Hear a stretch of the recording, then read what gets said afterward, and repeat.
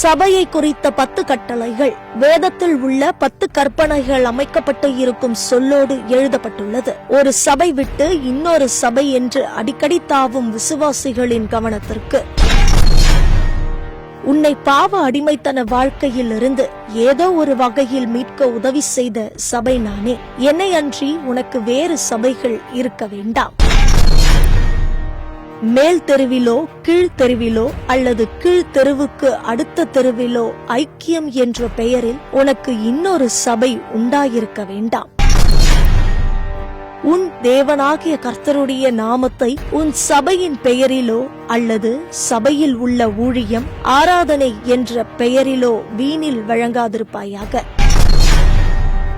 ஓய்வு நாளை உன் சபையில் பரிசுத்தமாய் ஆசரிக்க கடவாய். அதே போல ஆராதனை முடிந்த பின்னரும் கூட ஆசரிக்க நினைப்பாயாக.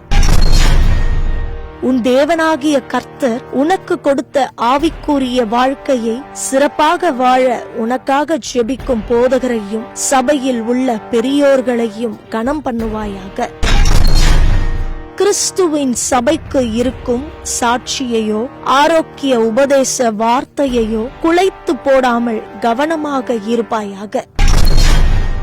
சபையில் இருந்து கொண்டு வெளியே உலகத்தோடு ஒத்த வேஷம் தரித்து அதனோடு விபச்சாரம் செய்யாதிருப்பாயாக.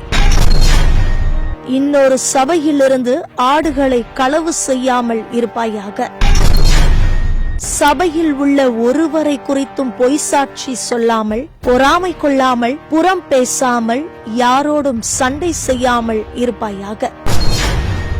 பிற சபையினை இச்சியாமல் இருப்பாயாக. பிறருடைய அங்கத்தினரையோ, அங்குள்ள வசதி வாய்ப்பையோ, அங்கிருக்கும் பாடல் குழுவினர்களையோ, இசைக்கருவி வாசிப்பவர்களையோ, பிற சபையில் இருக்கும் யாதொன்றையும் இச்சியாமல் இருப்பாயாக.